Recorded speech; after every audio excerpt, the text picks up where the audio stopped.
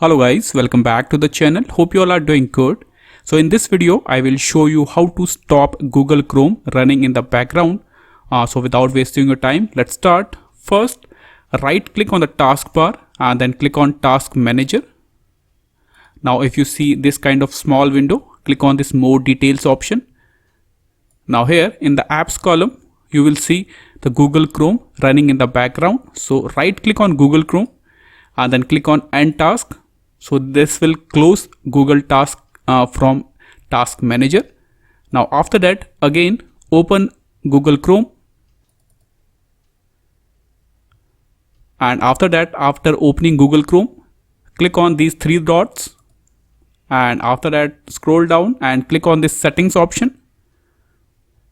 Now on the left side, click on this System option. Now here you will see this option, continue running background apps when Google Chrome is closed. Simply turn this option off, so disable this option. Okay, that's it. Now cut this window and restart your system, and this will stop Google Chrome running in the background.